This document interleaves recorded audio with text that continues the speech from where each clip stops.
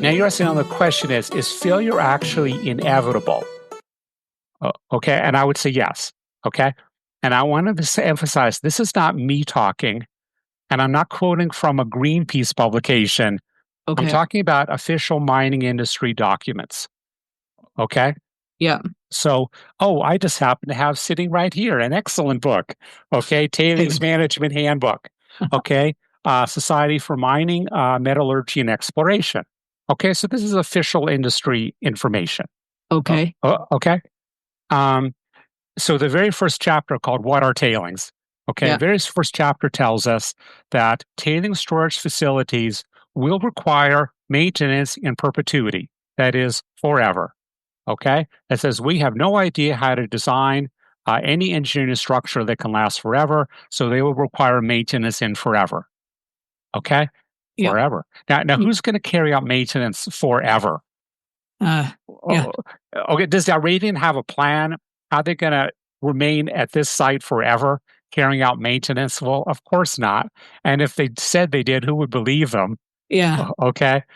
And no matter what your intentions are, how can you even make that kind of promise? There's a question I often ask audiences. I say, who do you think is maintaining all of the many tailings dams in the Ukraine right now?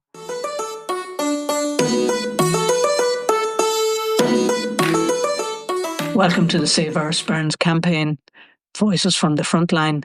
I'm Marella Fife, your host and a member of the Save Our Sperrins team. At the heart of this struggle are the voices of local people, farmers, families and young campaigners whose homes, work and families are rooted in this place. Their voices are joined by supporters from across the world, standing in solidarity, from professors to artists, from those offering vast expertise to those whose presence alone is an act of support. All have stood with us. In this series, we share stories of resistance, resilience, and hopes from those determined to protect these mountains, their land, their rivers, the very air they breathe, and their community. Let's get started.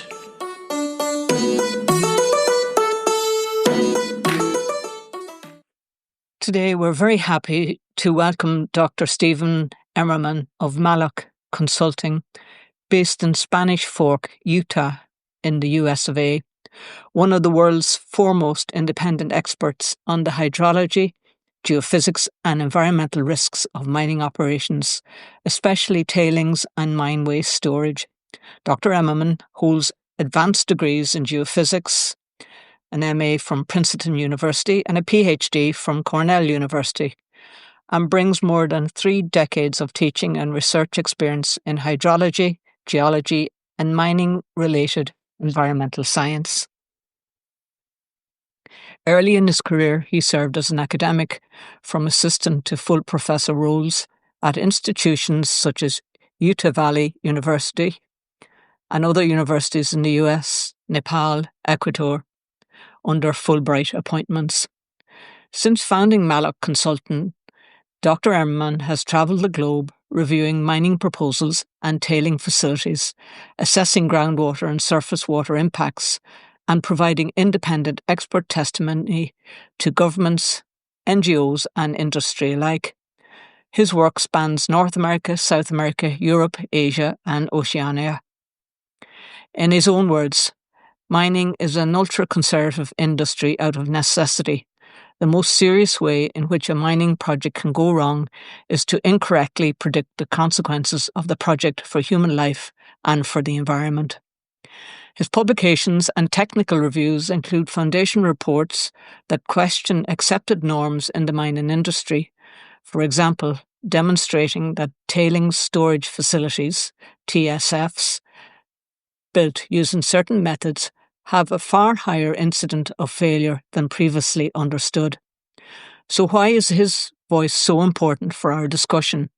Because when we talk about the proposed mine, its filtered tailing stack and the potential downstream risks to rivers, communities and ecosystems, we need to hear from someone whose work has repeatedly shown how the modelling, the assumptions, the engineering and the hydrology can all go wrong. Dr. Emerman brings the global and technical perspective, but also on-the-ground realism of what happens when failure occurs. In this episode, you'll hear how he explains in simple terms what a filtered tailings storage facility is and why it's so often misunderstood, how he calculates realistic travel distances for tailing flows, and what it means when the worst happens. What it would mean for farmland, for spawning salmon, for protected freshwater pearl mussel beds, for drinking water supplies, and for cross-border rivers if a failure occurred. And finally, whether there is truly a scientific, engineering, or ethical case for proceeding with such a facility in a region like ours.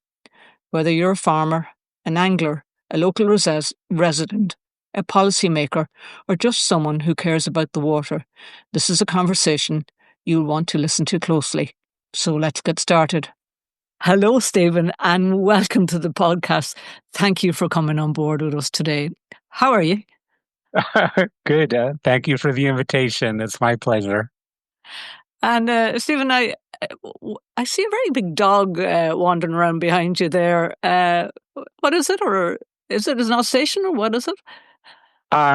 He is actually a wolf. A real wolf? Yeah, you can see him back there. Yes, he's a wolf. Wow. So I got him from a rescue group. Okay. And his name is Malach, which is Hebrew for angel. Right. So that's the Malach in Malach Consulting. Oh, that's lovely. And how old is he? He looks beautiful, a gorgeous looking animal. Well, he has a really good groomer. so that helps.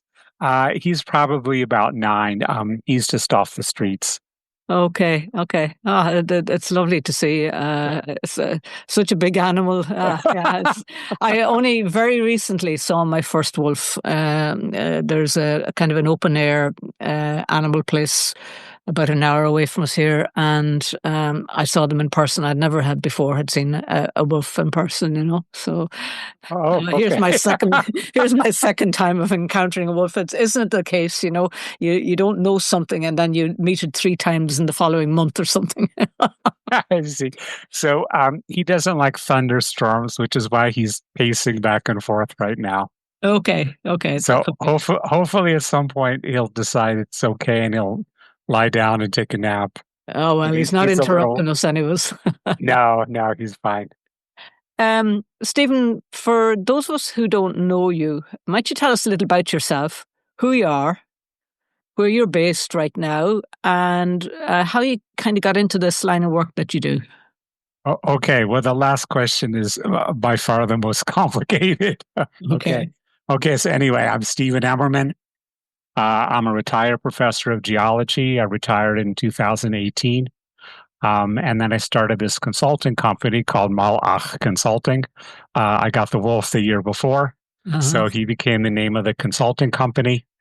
I'm in Spanish Fork, Utah. For your listeners who don't know, that's in the western United States. It's like right on the edge between the Rocky Mountains and the high desert. It's a very beautiful part of the U.S. Utah has famous for 5 big national parks. Okay. Mm-hmm. So what Malach Consulting does is we work mostly with mining impacted communities, give them the technical support they need, give them the information they need to respond in whatever way seems appropriate to them. So work with local governments, tribal governments, human rights organizations, environmental organizations, neighborhood organizations. Mining is the main thing, but also sometimes pipelines, landfills, urban development, groundwater pumping, timber harvesting, all kinds of industrial activity that communities might have concerns about. So would it be right to say that you spent much of your career sort of evaluating mining projects, but now you're choosing to work with community? It seems to be like on the other side of the argument. Would that be a correct assessment?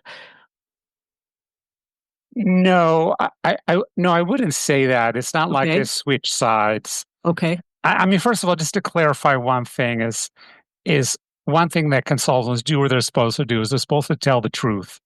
And it doesn't matter who your client was. Okay. Okay. Okay. Yeah. So, Save Our Sperrins and Communities Against the Injustice of Mining asked me to evaluate the consequences of a failure of the mine waste facility at the Pollanroe Gold Mine. And I told the truth as I saw it. If Dalradian had asked me the same question, I would have given them the same answer. Oh, that's really Okay. interesting. Oh, yeah. Okay. That's the main thing. Consultant. I'm not saying it's always the case, but it's what we're supposed to do is tell the truth. Okay. Okay. I have had mining industry clients. So the majority has been communities, and I still do.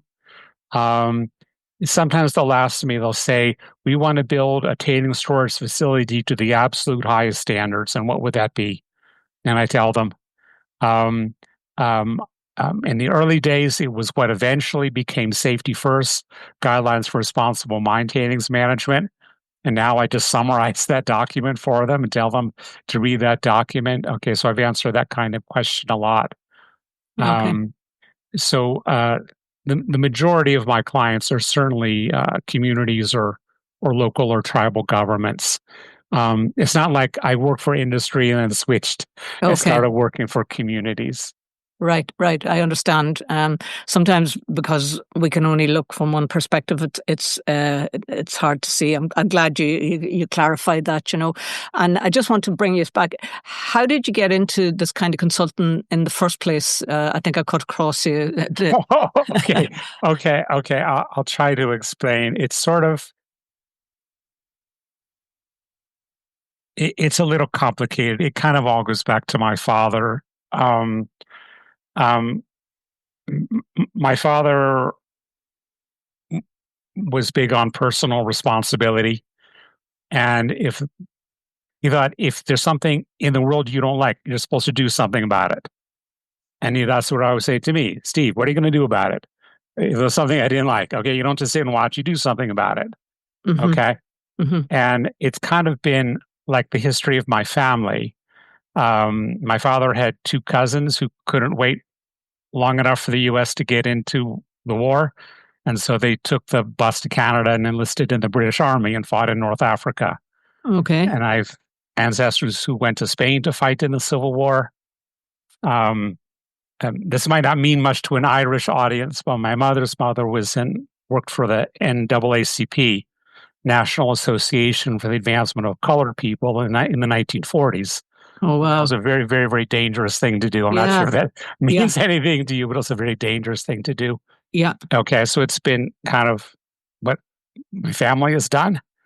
Okay, and just another part of this. So I'm born in 1956 and then grew up in the 60s. And this is not long after the Holocaust. Okay, so for my generation, we're kind of hounded with this information. Okay. Yeah. This whole story about there were Germans and they knew what was going on and they did nothing. Well, I don't know, it wasn't quite that simple. Mm-hmm. Okay, but that's kind of how we were brought up. But we will never be those people who know this terrible thing that's happening and do nothing. And do nothing. Okay, well, it's kind of my family and kind of my generation were brought up this way. Okay. So that's been, I don't know, that's been my attitude. Okay, something I don't like. Well, what am I going to do about it? Okay. And usually if I hear about something, I feel like there's a reason that's been brought to my attention. Okay. Well, because I have some role to play in this. And my whole work with tailings dams, it all started in 2013. I'm at a meeting of Geological Society of America. Woman's giving a presentation, said they need someone to solve a particular problem. That problem was about the consequences of failure of a particular tailings dam. Okay.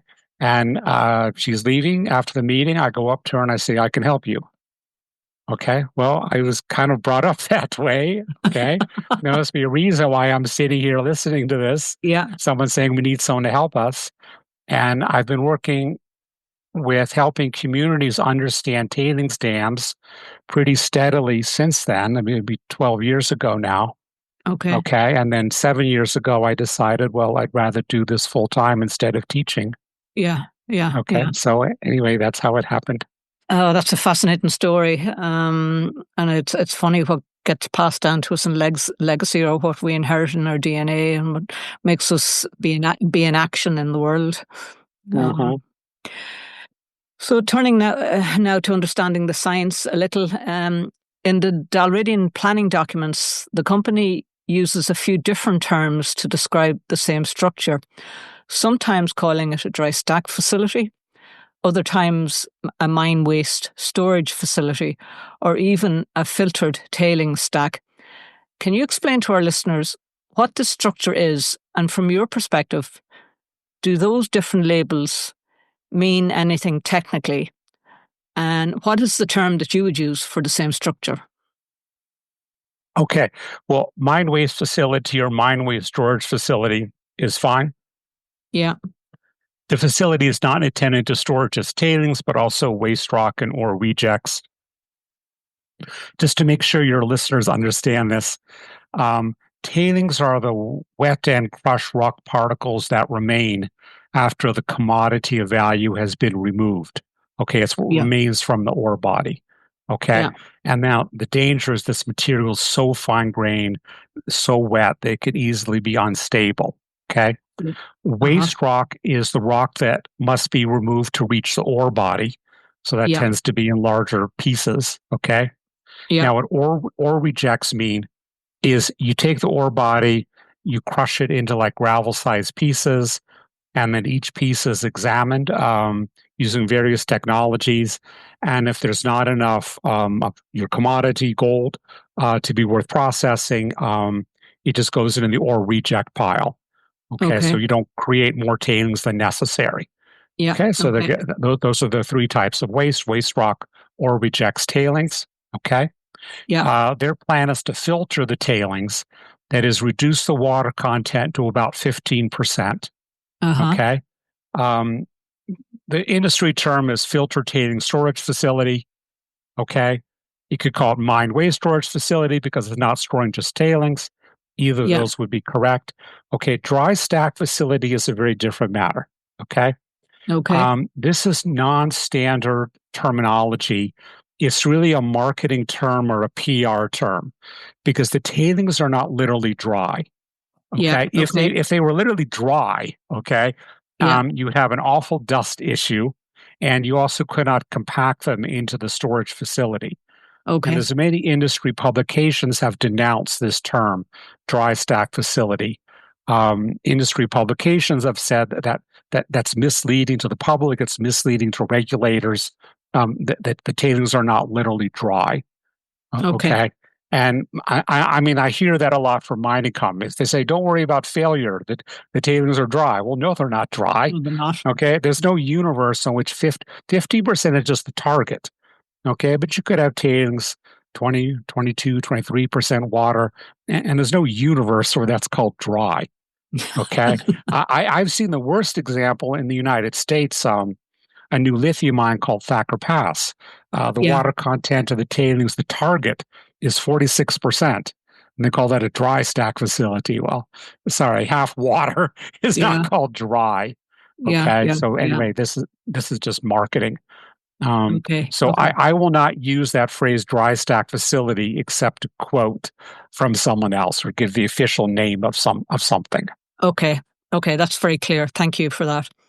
Your report shows that these facilities have failed multiple times in the past few years. Why is failure not only possible, but as you say, inevitable? Okay. Okay. Let me do this in three ways. Okay. Yeah. The first is failure is always possible. Oh, Okay. okay. Yeah. That's true for any engineering project, any engineered structure, any plan project of any kind. Failure is possible. Okay. Okay. And what I really object to is statements in the environmental statement. I think what they say is that these facilities are inherently stable, which is another way of saying failure is impossible. Yeah. Okay.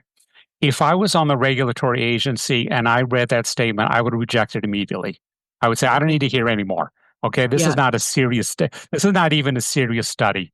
Yeah. when you say something is inherently stable, because there's no Yeah. such thing as inherently stable. There's no such thing as failure is impossible. That's usually the Yeah. start of a movie. start of a Walt science Disney movie, no? or a science fiction movie or whatever. And we know it's horror movie. And we know what's going to happen after that, after someone says failure is impossible. Yeah. Okay. Okay. Yeah. Oh, that's even the name of an old movie called Fail Safe. Okay. Okay. So anyway, yes, failure is always possible. Okay. Yeah. And we'll probably get into this later, but that's the whole purpose of an environmental impact study, is to talk about, well, what the risks are, and are those risks acceptable to a government, acceptable to the public? Okay. Well, you got to be honest that there really are risks. Okay. Yeah. If you say there's no risk, well, then you've done nothing. You have not written an environmental impact study. Okay. Yeah.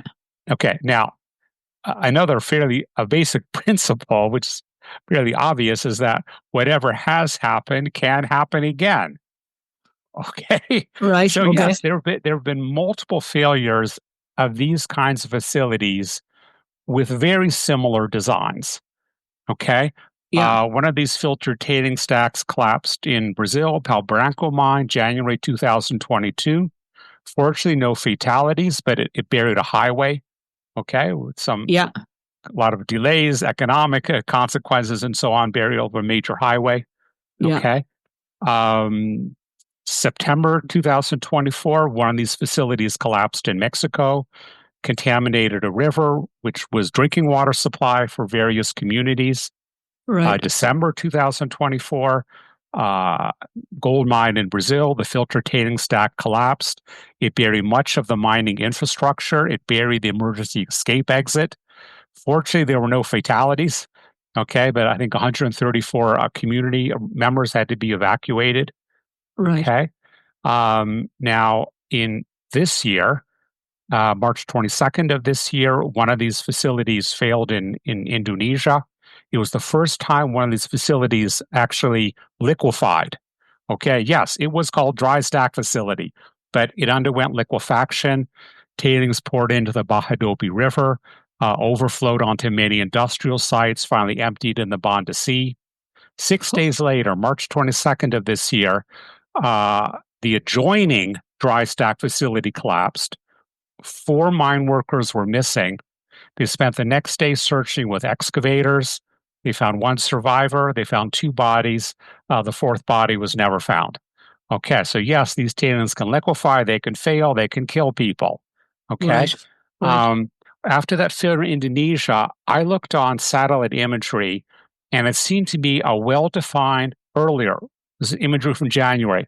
A well-defined landslide from the facility with a well-defined pathways to the Bahadopi River. So it seemed to me these failures had occurred before.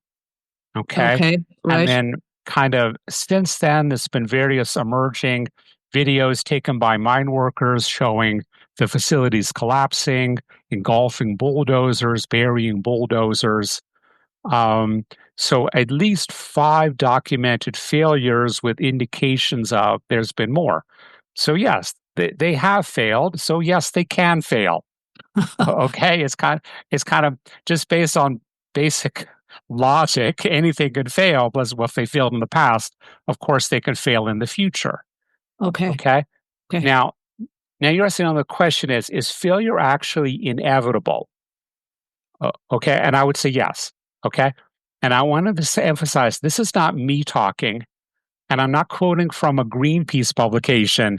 I'm Okay. talking about official mining industry documents. Okay.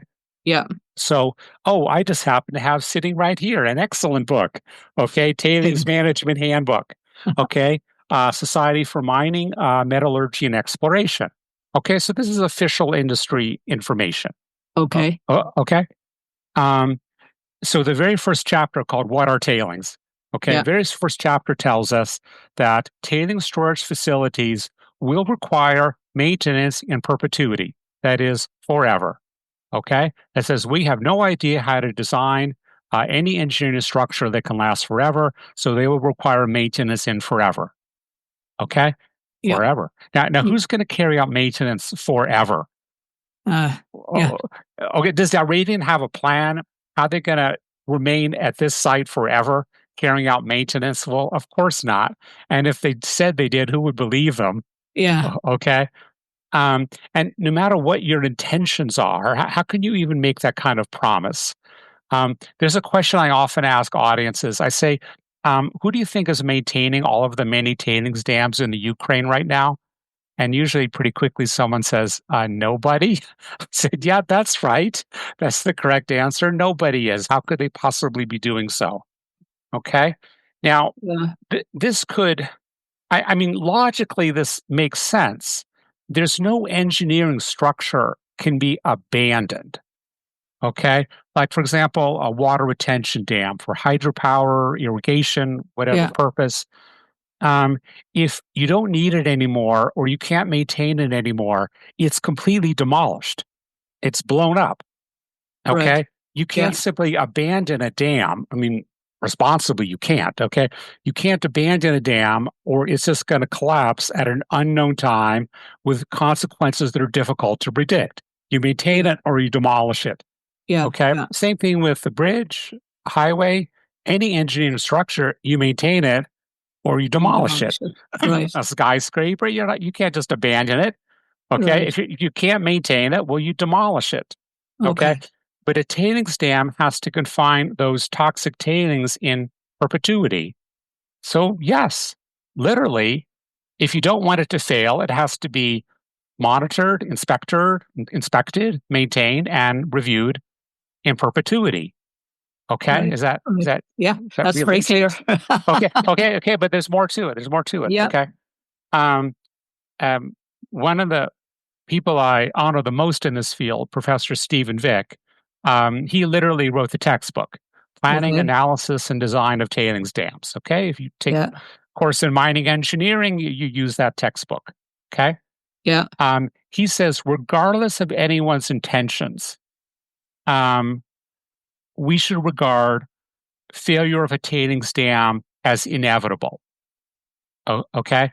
He says simply because there are so many things can go wrong with enough time. He says after a century, call it 50-50.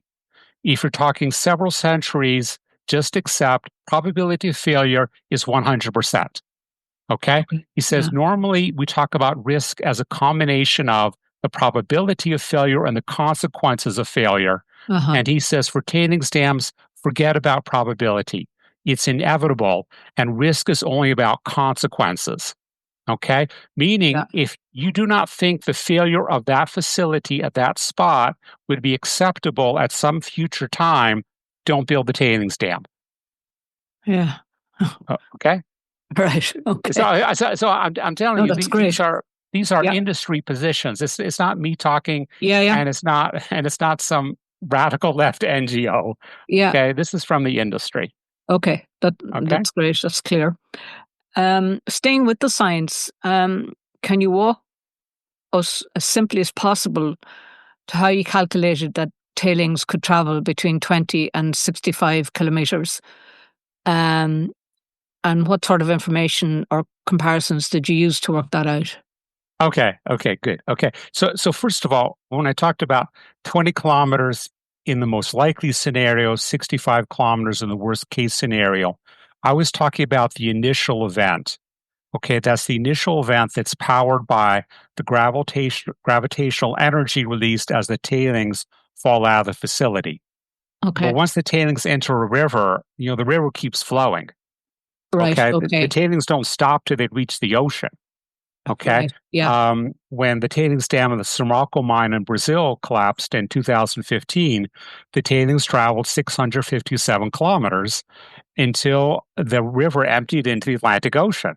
Yeah. Well, they're nothing going to stop Yeah. these tailings. Okay. Yeah. So I'm just talking about the initial event. Yeah. Okay. Now, in terms of how I calculated this, there's two parts to this. Okay. The first part is I looked at all of the past tailings dam failures, and I looked at the relationship between the storage volume and the release volume. Okay. It's a pretty good relationship. Okay. Uh-huh. So based on that, based upon the storage volume at this proposed Corignac mine, Yeah. I said that most likely when the facility fails, it'll release 34% of the stored tailings. Okay? Yeah. Okay. Now, there's another relationship which starts with the dam factor, and that's a combination of the height of the dam, the release volume, and the storage volume. That Okay. predicts the run-out distance. That is how Okay. far the tailings will go in the initial event. Okay. Yeah. Okay? So Yeah. based upon a height of 59 meters and the storage volume, that predicted in the most likely scenario, meaning if you release 34% of the tailings will go 20 kilometers. Okay? I get In the it. initial Okay. event. Okay? Yeah. But Yeah. in the worst case scenario, you release 100% of the tailings. And I know of at least 4 cases where this happened. Okay? Right. Yeah. The tailings will go 65 kilometers. Okay? Right. But keep Yeah. in mind that that's just the initial event. Then they keep going to the ocean. Yeah. Okay? But Yeah. the other Yeah. part of this is that most of those past failures have involved liquefied tailings. Okay? But we could have a solid slump off of that mine waste facility. Yeah. Okay? Yeah. Now I looked at past solid slumps. Brazil, 2022, Brazil again, 2024, and found that after a solid slump without liquefaction, the tailings tend to go 20 times the height. Okay. Yeah. So in this case, the tailings will go 1,180 meters, Okay. flowing along Pollanroe Burn. Yeah. So there's multiple entry points into that stream. Yeah. So once the tailings have mixed with water, well, then it's a fully liquefied mass. All Okay. right. All And then right. we see, well, now those past failures are certainly relevant because now we're talking about liquefied tailings. Right. Okay. Right. We could also have an initial liquefaction of the stack because, well, that happened in Indonesia. So we know that that can happen. Okay. Right. So anyway, that's the basic idea. That's how I did the calculation. That's fascinating. And it's scary. And one wonders why you would ever have them in the first place, But anyways, Okay, I get that's the topic of this podcast. yeah, yeah. Okay, great. So, okay, let's move from that leads us naturally to local impact scenarios. Okay. So often we've local farmers asking if a tailings collapse follow the path that you describe through the Pollanroe Burn, the Owenreagh and the Owenkillew rivers, what kind of contamination do you know would reach their agricultural land or grazing stock? Just let's start there with that one. Okay, so the tailings are acid generating. Okay, I mean they'll be acidic. Okay. Yeah. Also, according to I'm talking about information from Dalradian. It was in their statement of case. Okay. Yeah. The tailings will be enriched in arsenic, antimony, and sulfur. Okay, that standard for gold mine tailings. Yeah. Oh, I see. They give another list: silver, bismuth, barium, cadmium, copper, mercury, molybdenum, nickel, phosphorus, lead, selenium, tellurium, uranium, tungsten, and zinc. Lovely. Oh, I read that right out of a Dalradian statement of case. Okay, I did not make that up. Okay. Okay. Well, that's quite a list of heavy metals, especially arsenic, which is very common with gold mine tailings. Okay. Yeah. Now that's going to have quite a impact on agricultural land. Okay. But what really will be the consequences in terms of economic losses and so on? That's all supposed to be in the environmental impact study. That's been my question all along. Where is the analysis of the consequences of failure? Okay. You can't just say failure is impossible. If you say that, I don't even look at this study anymore because it's not a study at all. Yeah. Okay. But that's exactly the kind of information that should have been evaluated in the environmental impact study. Right. That's the kind of information that should be coming from the government, should be coming from Dalradian Gold. Okay. Yeah. But if I'm just want to look at past history, spills of tailings on agricultural lands have generally destroyed their use in agriculture. There was a failure at the Sant Fins mine in Spain in 1960. It basically flowed onto agricultural land. Okay, and those lands are still barren. I mean, to this very day, there's nothing grown on those lands. Wow. Okay. Okay. But, So, I mean, we certainly should expect there to be consequences. But my main point is, well, let's analyze it. Okay, let's have a study of the consequences, and then the public can make an informed decision. Okay, we know what the risks. Are we okay with those risks or not? yeah, yeah. But to simply keep saying over and over, nothing can go wrong. Well, wait a minute. That's how a bad horror movie starts.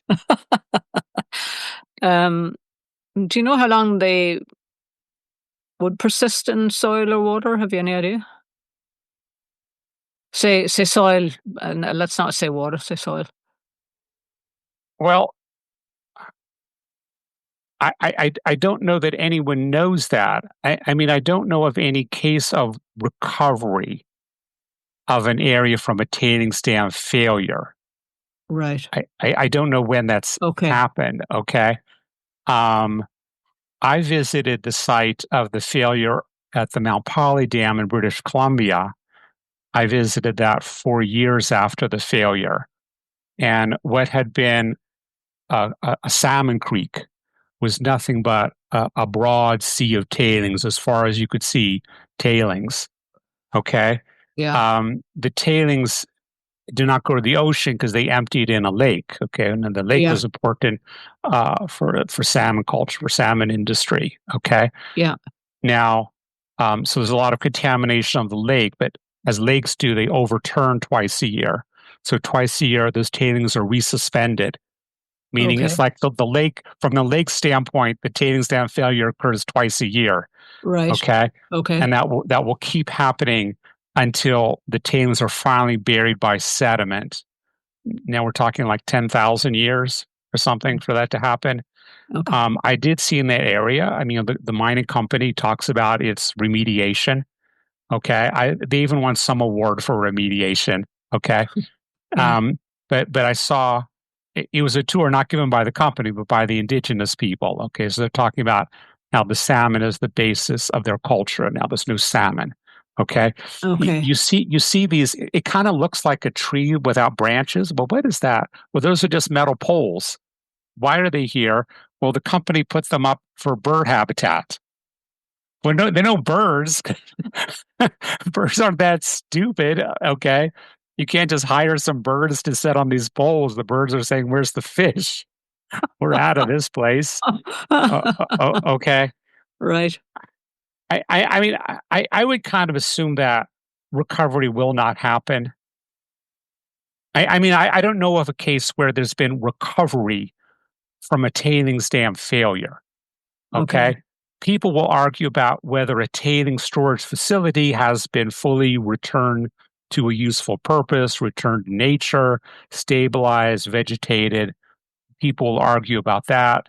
They'll say there's cases of full rehabilitation. Other people disagree. But the idea of an area impacted by a failure and has that ever recovered, I would say no.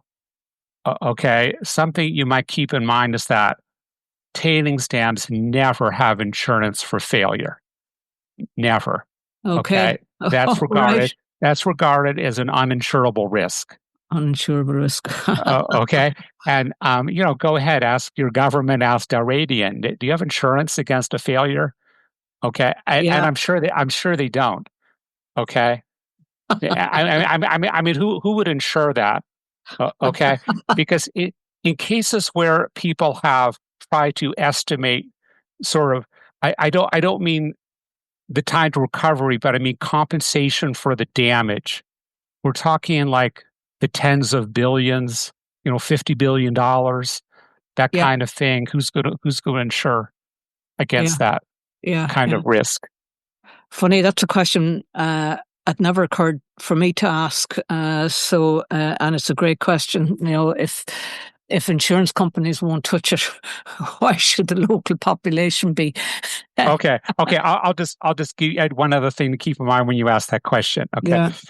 Keep in mind the difference between assurance and insurance. Okay. Assurance and insurance. Yeah. Okay. I'm assuming it's the same in British English. Okay, but you can check. Okay. So Yeah. financial assurance means that you have the money set aside to close the mine. Yeah. Okay. Assuming everything goes normally. Yeah, yeah. Okay. Insurance is you have coverage against some A future risk. a failure. Yeah. Yeah. Okay. Okay. Something unanticipated. Okay. Okay. Okay. Good point to bring to my attention.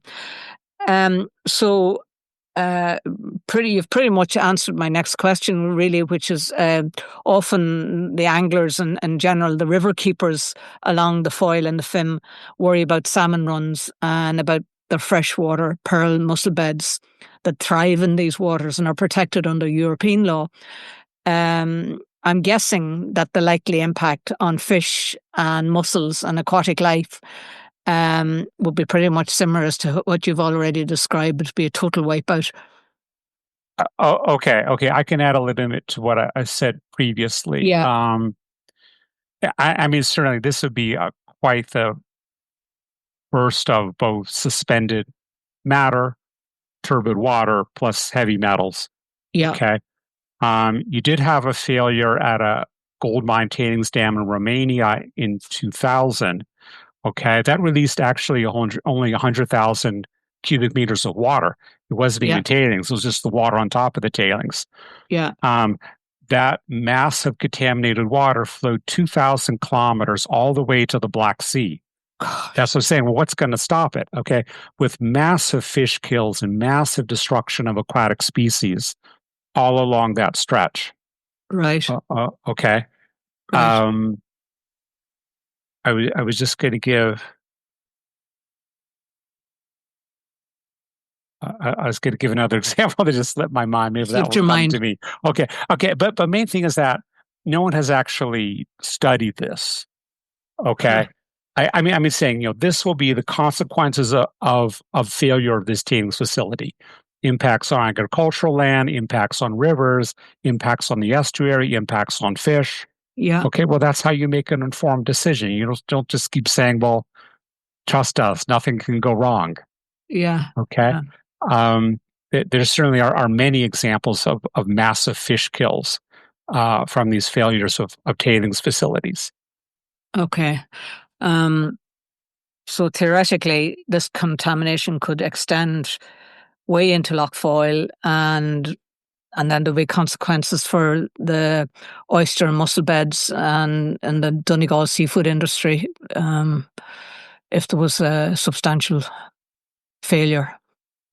I would expect that. Yeah. Okay.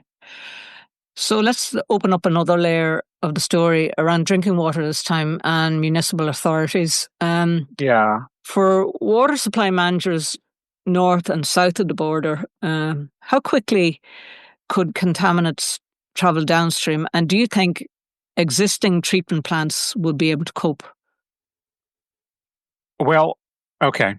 So a typical speed of a tailings flood after failure, I mean, right when the failure occurs, the speed tends to exceed 100 kilometers per hour. And then a bit downstream, it slows down to about 35 kilometers per hour. Right. Okay. So you're kind of talking about the tailings reaching Lough Foyle in like hours to a day. Right. That kind of thing. Okay. Yeah. I mean, what I call that initial event, that would only last like half an hour. Yeah. Okay. Or in the worst case scenario, it would last 2 hours. Uh-huh. Okay. Now, I mean, the first place I'd ask, how are people going to know this failure has occurred? Do you have some system, some emergency alert system? Do you have everything in place to notify all the downstream communities? Well, no. Okay. You're supposed to have what's called an emergency preparedness and response plan. Right. Okay. That's not just me talking. That's in the global industry standard on tailings management. Okay. Uh-huh. I haven't seen anything like that. Okay. Who's Yeah. going to notify the community just downstream from the dam? The dam has failed. Yeah. Okay. Yeah. So you're probably, I'm assuming that there's communities that take their drinking water out of these rivers. Okay. Uh-huh. But probably there's going to be a fair amount of uptake of water from these rivers before they even know to close down the water treatment plant. I assume that would happen. Right. Okay. But presumably as soon as someone knows there's been a failure, they're going to shut down their intake of water. Okay. Right. Right. That happened after that failure in Romania that I mentioned. the tailings went right into the Danube River, out of which Right. many communities take up their drinking water. Yeah. Okay. Yeah. And Yeah. so there was uptake of contaminated water. And of course, there was an emergency shutdown of the facilities, but then you had to thoroughly clean all of those treatment plants until they could be restarted. Okay. And of Right. course, you had to verify that the source of water was safe. Huh. Okay. Um, Right. I mean, a question I would ask, well, where's your plan? Well, where's the plan for dealing with all of this? Where's that emergency preparedness and response plan? Right. Okay. I mean, all of that should be in place. Okay. Everything that's going to be done when we hear that the tailings dam has failed. Okay. What's everyone's responsibility? What's everybody going to do? Okay. Yeah. That should be known now. Okay. Certainly before the bind is open. All that should be known. It should be known at this point. Okay. It's part of Okay. the public making an informed decision as to whether all of this is a good idea. Okay. Okay. That Okay. you make an emergency preparedness response plan on the basis of an analysis of the consequences of failure. That's what we start with. Okay. Yeah. If I was Yeah. the government, I would say first, you give me a complete analysis of everything that's going to go wrong after the tailings dam has failed. Yeah. Farms, fish, people, water treatment, everything. On the basis of that, let's see if we can develop a workable plan. And while we're doing that, let's think about whether we even want to do this whole thing. Yeah. Yeah. So, flown on from that, to use a phrase, what you just told us, let's speak a little bit about cross-border governance and emergency services. Because the River Foyle forms part of the border, what kind of coordination do you think, or do you know, will be needed between the north of Ireland and the Republic of Ireland in a worst-case scenario?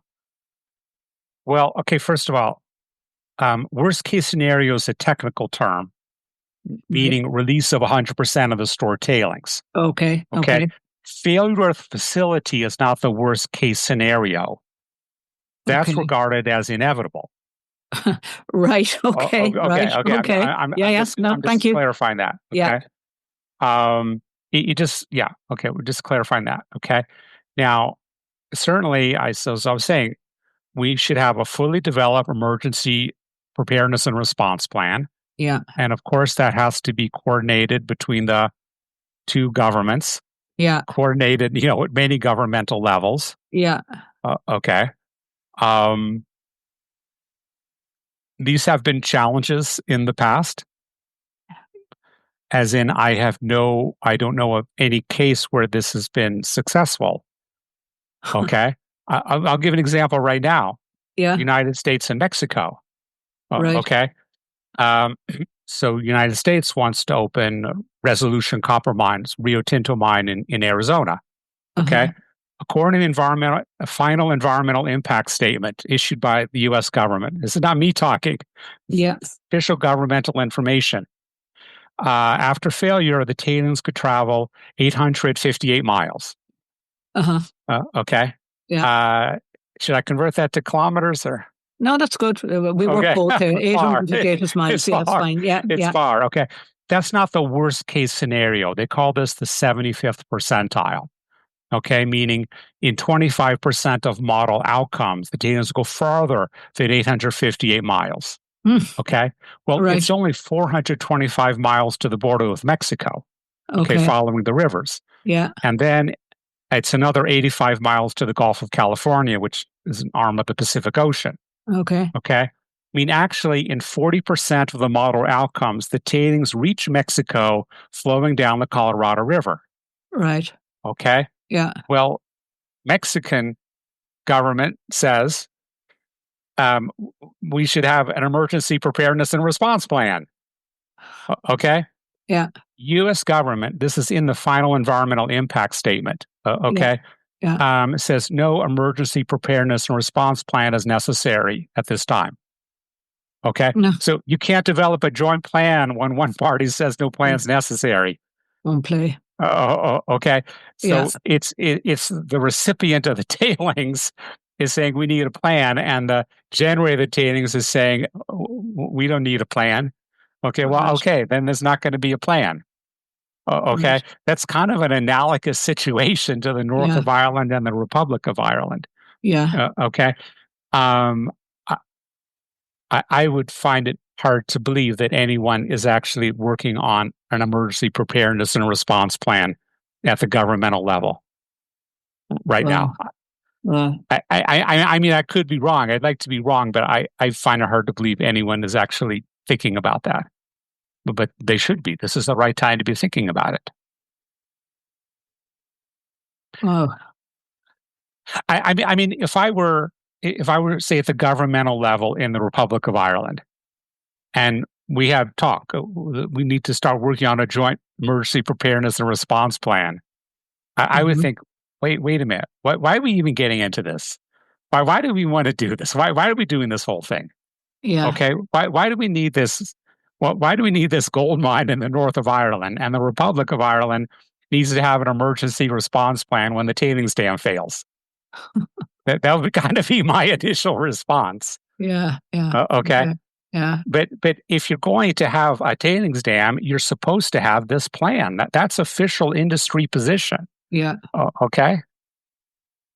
It's absolutely frightening when as you lay it out, and I'm well used to it. I know all this, but hearing it again just really makes me more anxious about the whole idea. And You haven't even heard the frightening part yet.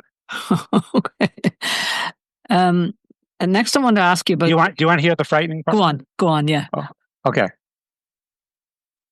Oh, two things. This is actually what I forgot to mention before, Mm-hmm. but this is not the really frightening thing. Okay, is in terms of impacts on fish. Okay, when you dump tailings in a river, the metals can be stabilized. They can be attached to the tailings. Yeah. Okay. Yeah. But a change in river conditions, like a change in pH, change in temperature, change in oxygen, can remobilize those tailings. Okay. Okay. This is why tailings in rivers are called a chemical time bomb. Okay. Because Yeah. any stabilization is just temporary. Okay. And various changes can just remobilize all of that. Right. Okay. And that's important consideration for the rivers and the loch. Uh-huh. Okay. Yeah. Now, this was the really frightening part, disturbing part. Okay. People talk about tailings as a curse. Okay. Yeah. Now, the mining industry says, well, it's a necessary curse. Okay. Yeah. That's just the price you pay if you want metals. If you want gold, this Yeah. is the price you pay. Okay. But the curse is that the tailings dam is there forever. And the industry says failure is inevitable. Yeah. Means that all future generations are going to worry about the failure of that tailings dam. Okay, 100 Yeah. years from now, 200 Yeah. years from now, people living along River Finn, River Foyle, Yeah. River Owenkillew, Loch Foyle, they're going to worry about the failure of that tailings dam. Uh-huh. Okay, until it happens. Yeah. Well, then you have a different set of worries. Yeah. Yeah. Okay, and just imagining how they would think about us. It's like, why? How could you do this to us? Okay, how could you set up this time bomb for us? Yeah. Okay, I mean, just Yeah. imagine, we were living 100 years from now, Yeah. and we're thinking, what did you get out of it? What did you gain from this? You got some gold, great. Okay, Yeah. and now we live with the knowledge that one day or another, those tailings are going to come rushing down our river on the way to Loch Foyle. Yeah. Yeah. I mean, that's what's really frightening to me is to think about it from the standpoint of future generations It's generational. who are benefiting nothing. They're benefiting nothing from that gold mine. Yeah. Okay, and why do they have to bear that burden? Yeah. How could their ancestors put that burden onto them? Yeah. A sobering thought. All right. And for do unto the seventh generation as you would do unto yourself, it's if you won't do it, why would you do it? Why would you do that? Okay, so 7 generations. Yeah, we're talking Yeah. about over 200 years. Yeah. Okay, Yeah. okay. So we're saying yes, they will deal with that failure. Okay. Yeah. We'll enjoy the gold, whatever. We actually won't. Okay, if you want to talk about that, okay, we won't. Okay, I say no one needs gold. Okay, Yeah. but to them, it's just about that time bomb that was set up for them. Yeah. Okay, Okay. sorry, I think I derailed you a bit. No, it's all right. I don't mind Okay, being derailed. okay, um, so I'm just going to jump back and start the question I was going to ask you okay, before you okay, okay, gave me all the bad news. okay, okay. Go ahead. um, so the next I want to ask you about really environmental and heritage concerns, and we've really just talked about it as well. Um, the intergenerational risk and concern and anxiety and stress. And because of your years of studying mining impact across the world, um, do you think it alters how people relate to place that once gave them life, meaning, and belonging? What happens to people after a failure? Oh, I see. Um, To well, communities? yeah, this is not something I, I'm I'm terribly familiar with on a professional level. I'm sure you can imagine that these failures are very long lived. I think your audience knows about the failure in Wales in 1962. Uh huh. Yeah. Yeah. Okay. Oh, I'm glad people still know about Oh, they do. that. Yeah. Oh, The anniversary was recently, wasn't it? In the last 10 days or 2 weeks or something. I think I'm not sure. oh, I see. Yeah. Oh, Yeah. oh, Oh, okay. yeah. We're very, Well, very familiar with it. okay, Yeah. okay. Yeah. Well, yeah, basically killed every child in the village. Uh huh. I mean, this is not something someone bounces back from. Yeah. Yeah. Um, I mean, I told you I visited the site of the Mount Polly Yeah. failure. Uh huh. This was 4 years ago, and um, I mean, their whole culture is based on salmon. It's the Secwepemc Nation. I'm sure I didn't pronounce that right. Okay, um, but I mean, that's a lot to have culture destroyed. Yeah. Okay, and Yeah. and to see metal poles on which birds are supposed Yeah. to pose for photos. Yeah. Okay. Um, I'm very involved in the disaster of Brumagino that occurred in 2019. Okay. Um, I'm an expert witness in that lawsuit against the mining company Vale.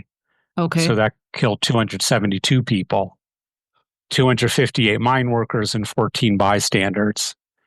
Uh, that's that's not the kind of thing you bounce back from. Yeah. Okay, at that failure in 2015, it was the same mining company. It was Vale. Okay, Okay. same company, Vale and BHP joint venture. That's a lawsuit in the London court because BHP trades on the London Stock Exchange. Mm-hmm. Um, they're asking for, I think, $70 billion Okay. in damages. Okay, I mean that's their assessment of what were the economic costs to them. Okay, Mm-hmm. um, I don't think that's something you expect people to recover from. Okay. Is kind of the best I can put it. Okay, I know it's not. I don't do this professionally, but there are studies of the psychological mental impacts on victims of tailings failures. Um, I can't imagine there's any study of the recovery from a failure. Yeah. Okay. Um, yeah, I think that's the best I can put it. Yeah. Um, it's really it's the extermination of a community. Really, if there's that the scale of loss of life you're talking about there. It's a pretty horrible loss of life. I mean, most of the loss of life comes from being buried. Yeah. Yeah. Um, From your perspective, does the engineering or environmental science data justify building a filtered tailings at Curnalt, given what we already know about their failure rates, toxicity, and downstream risks? Well, And even if the science or engineering could somehow be made to work, does it make sense ethically to take the risk, knowing the potential harm to people's river and the future generations? Okay. Yeah. In response to your first question, I was really going to say this is really an ethical question, not an engineering question. Yeah. Okay. So, we always talk about benefits and risks. Okay. And so that's the question we're asking. Do the benefits outweigh the risks? Okay. But then you also have to ask, well, wait a minute, who's getting the benefits and who's bearing the risks? Okay. If those are different people, we have a serious violation of ethics that one group of people bears risks so another group of people can benefit. We got a real problem there. Okay. People will say to me, they'll say, we need copper. But they think they've said the most brilliant thing anyone's ever said. Okay. And I said, we got various things here. I mean, the first thing is, well, what does it mean to have a need? Okay. But another question is, who is this we? Who is this we who needs metals, who needs copper, who needs gold? Who is this we? Okay. People act like the world is some kind of giant town hall, okay, where, we've all got an equal voice. We all share together in the risks and benefits. We're all one community. We all want to build this mine. We'll all benefit. We'll all take the risks. Okay. And the world is nothing like that. Okay. Yeah. You got people who will bear the risks and you have people who will benefit. And often those two groups of people have a huge disparity in power. Okay. I mean, that's how mines happen. Okay. It's not because we need them. It's because the ones who will benefit have much more power than the ones who will assume the risks. Okay. So, I mean, this whole discussion has serious ethical problems. Okay. In terms of, well, do the benefits outweigh the risks? Well, we're talking about two different groups of people. Okay. Now, especially when I look at it from the standpoint of a fisherman in Loch Foyle, how's he or she benefiting from this mine? Yeah, no benefit. I don't know. I can't even imagine. Okay. Or even the people who live we're going to live along Owenkillew River or Pollanroe Burn. Okay, well, I know someone might benefit, someone might get a job there. Okay. But many people, they're not benefiting at all. Okay. They're all risk. Yeah. Okay. And that we got a problem there. We have a serious ethical problem. Yeah. Okay. Yeah. Okay. And to say, I mean, this whole statement to say this facility cannot fail, this facility is inherently stable. Okay. I don't see how that could be acceptable to the government from any perspective. Yeah. Okay. If I was on any regulatory capacity, I would say, I'm done with you guys. If that's how you're going to talk.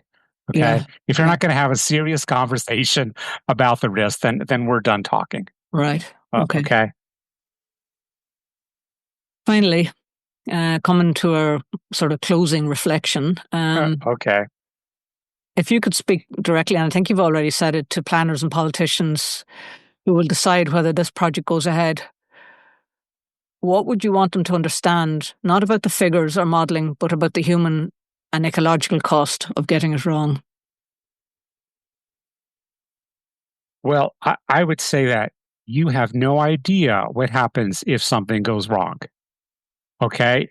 Because you have never seen a full study of the consequences of failure. Okay?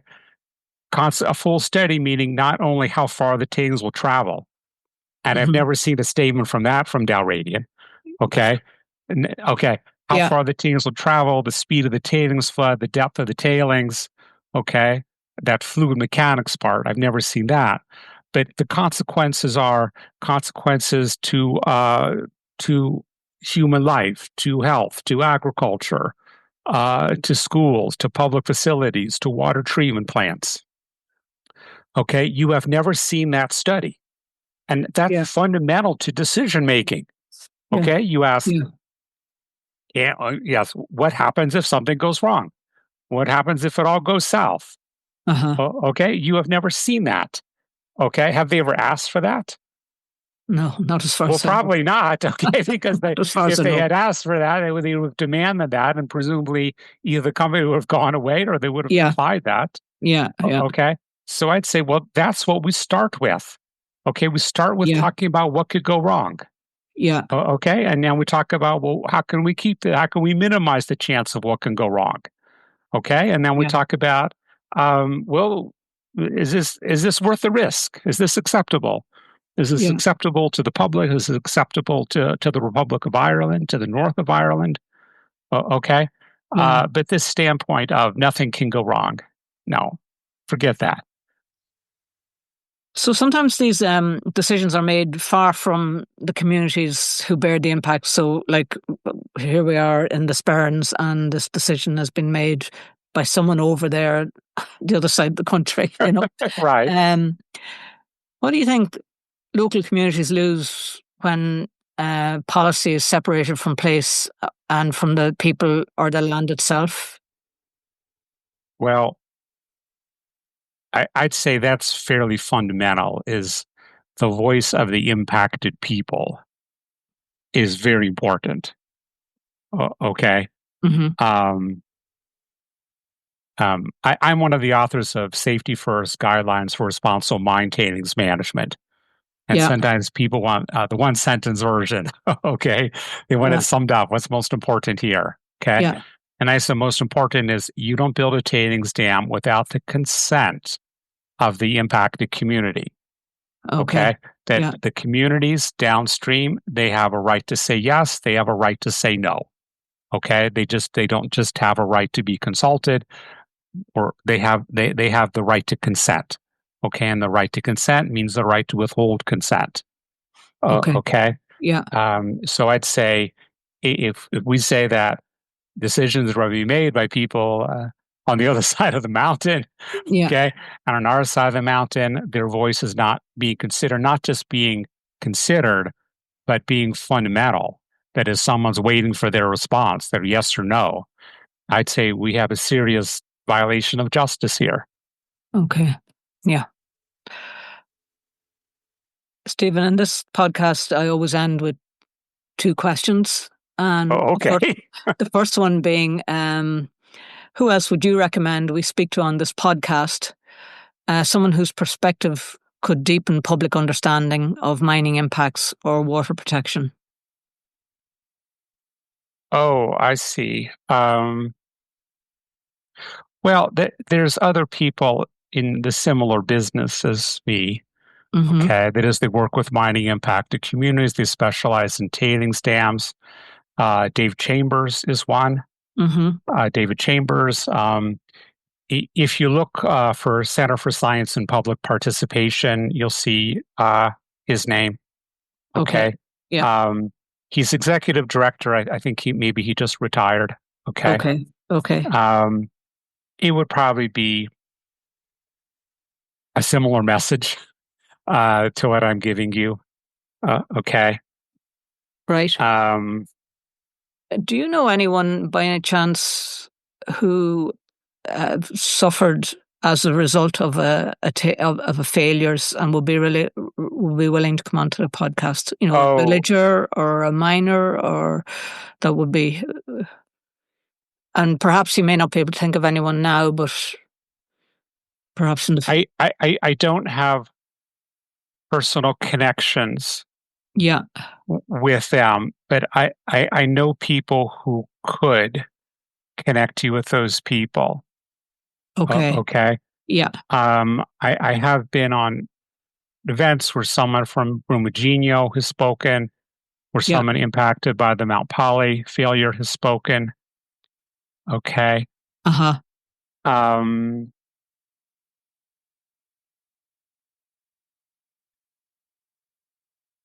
I'll tell you what I'll do, okay?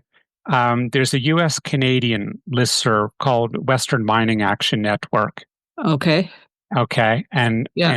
if I post on this listserv that you're looking for someone on a podcast who is personally impacted by a tailings dam failure, there'll be Yes. somebody respond from the Mount Poly impacted community. Yeah. That's Okay. perfect. That's perfect. Okay. Then Okay. I will stick with that. But just in case, I'll float this to some Brazilian colleagues about someone impacted by Samarco or Brumadinho. Yeah. Okay. They probably have to be English speakers, though I do have someone who could probably interview them in Spanish and we could translate it back, I have heard some of them speak in perfect English. Okay, yeah. And that's okay. Portuguese. Portuguese. I beg your pardon. I beg your pardon. Of course, it's Portuguese. It's okay. It's okay. Yeah. I will find someone who can do that. Okay, that's wonderful, and I'll check out if you had a contact for David Chambers as well, or I'll just look him up and track him down. I will send you a contact anyway. Okay, that's great. Our last question: what gives you hope in the work that you're doing now? Oh, okay. Well, let me give you a couple answers here. The simple answer is I don't care about hope, but let me explain that. Okay. I know people ask me a lot, and I feel like I'm supposed to say something like, well, when I look in the eyes of my little granddaughter, okay, whatever. Okay. I have had groups say to me that they'll say, the fact that you're helping me, the fact that I'm helping them must mean that I think they have some chance of success. Right? They'll say that, oh, you must think we have some chance of success since you're helping us. And I'd say, no, that's got nothing to do with anything. I'm helping you because you asked me for help. Yeah. That's it. I'm not saying you have a chance of success. Okay. Yeah. You asked me for help. That's it. Okay. The second is that it's really that I don't have time to worry about this. Okay. What I mean by is that, I click on the news every morning just out of habit. It's like, oh, I can't deal with this. I don't know, on and on and on and on. Every day is something new. Every couple of hours, something. I can't deal with all of this. Okay. I got to focus on what I have to do. That is my immediate task. Okay, my immediate task is you would not believe the backlog of reports I have to write. Okay, I've got to focus on this. Okay, I can't worry about everything happening in the world and what if. Okay, sometimes people will say, they'll say, don't you worry about whether anyone will listen to you. I say, that's not my job. Okay. The groups I work with, they have people in communications. They have people connected to politicians. They have lawyers. That's their problem. Okay. I got to focus on my task. Okay. Which is to write my reports. Okay. So I can't really worry about, well, what's going to happen.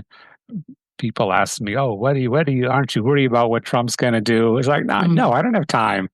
I don't have time to worry about him. Okay. But just to give you I'll give you more philosophical perspective. Okay. So I follow a branch of Jewish mysticism that's called Kabbalah. Okay. Now, kind of the basic question of Kabbalah is it asks, why are we here? Why were we incarnated? Because we must have been perfectly happy in heaven. Okay. So why did we come back down to earth? Okay. Yeah. So the basic idea is that you come back down to earth because there's something that you failed to accomplish in a previous life.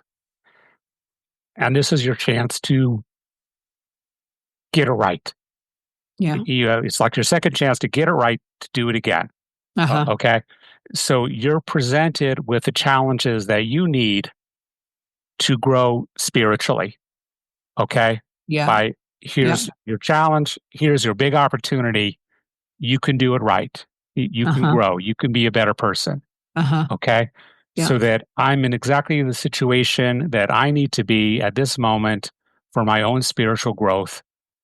okay, which is for some reason that's too difficult for me to understand, and I don't have time to worry about it, okay, because that's my challenge, is to help save the Sperrins, okay, and is there hope? I don't know. Who cares? Right, yeah, okay. So, well, so long as you keep doing your karmic assignment, we're very happy with that. Okay. I don't know. I mean, I just don't recognize this whole concept of hope doesn't mean anything to me. Yeah. It's And that's just fair. that I'm here on Earth and I got my job to do, and I just better do it. Okay. And it's not. There's a Catholic version of it. just just for your listeners. Okay. So I was in El Salvador for a while. And I had this priest explain to me liberation theology.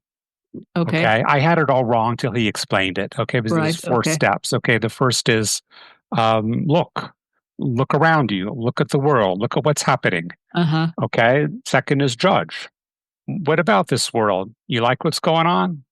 You have problems with it? Yeah. Okay. And the third is take action. Okay. You don't like what's going on? Well, act, do something. Okay. Do what you can do. Okay. To change that situation. Yeah. And the last step is celebrate. Well, celebrate what? Celebrate that you have been given this opportunity. Okay. To see what's happening, make a judgment, and take action. Okay. And that's your whole big party in this life. Okay. Is celebrating that you've been given this great opportunity. Okay. It's kind of similar to Kabbalah. And it kind of brings you full circle to what your father handed to you, isn't it? If you don't like something, take action. Yeah, exactly. That's how we started this conversation. Yeah, circle back. I love it. Dr. Stephen Emerman, thank you so much for joining me and for sharing your insights with such generosity. Thank you for your years of work across the globe and your unstinting service to communities, helping us all protect the land and the water, and is making a real difference. It's been an honour to have you with us here today. Thank you. Would you like a last view of the wolf? Is he back there? Oh yeah, there he is. Well, the storm has ended, so he's just taking a nap right now. He's settled. he's That conversation with Dr. Stephen Emerman left us with much to think about. His decades of research into tailings facilities around the world brought a sobering clarity to what we're facing here in the Sperrins. He reminded us that the standard industry position is that all tailings dams will eventually fail, and that every single one will require maintenance in perpetuity. Think about that for a moment. A project that creates a permanent liability, one that must be watched and maintained for generations to come. And Stephen also pointed out that the Dalradian planning application, there is no analysis of the consequences of failure, the kind of clear, transparent assessment that should have been included in the environmental impact study, so the public could make an informed decision. Without that, we are being asked to take the company's word on faith with no credible modelling of what happens if, or rather when, the structure fails. And perhaps most striking of all, he told us that the tailings dams are never insured against failure. They are considered an uninsurable risk. I'll say that again. He told us that the tailings dams are never insured against failure. They are considered an uninsurable risk. The financial and human costs of collapse are simply too great for any insurers to carry, and so the burden of that risk falls inevitably on the land, the rivers, and the communities who live beside them. Our heartfelt thanks to Stephen for his time and his ongoing service to communities like ours. His work reminds us that science, real, rigorous, independent science, is essential if truth is to have any place in public debate. For those of us living in the Sperrins, his insights couldn't be more relevant. They highlight how the burden of proof has once again fallen on local shoulders, on the farmers, on the teachers, on the families, on the parents, on the volunteers, people doing their best to protect the water, the soil, and their children's futures. And it raises a difficult but necessary question. In what sense can that be called democracy or good practice in planning law when ordinary citizens are forced to hold multinational corporations to account with little more than courage, persistence, and the truth on their side. We're deeply grateful to Dr. Stephen Emerman for helping us see this and for reminding us that what's at stake here isn't just about mining or one company's proposal, but about the kind of future we want to leave behind. A future where science serves people, not profit, and where the land itself still has a voice. And of course, a special mention goes to Malak, Stephen's rescue wolf, who quietly supervised our conversation from the corner of the room. A living reminder that loyalty, instinct, and good judgment still exist in the world, even though they're sometimes in short supply amongst planners and politicians. For the air we breathe, the water we drink, and the earth that grows our food, we hold the line. You've been listening to the Save Our Sperrins podcast, Voices from the Frontline. Thank you for joining us today. All the links you'll need, from campaign updates to our social media pages, as well as links shared by today's guests and resources mentioned in the conversation, are available in the show notes. Please take a moment to share this podcast with friends, neighbours, or anyone who cares about protecting our land and communities. And don't forget to hit the follow button on your podcast platform. It really helps the algorithm spread these voices further. Together, our voices are stronger. Thanks for listening. And until next time, keep standing with the land, the water, the air, and the people who protect them.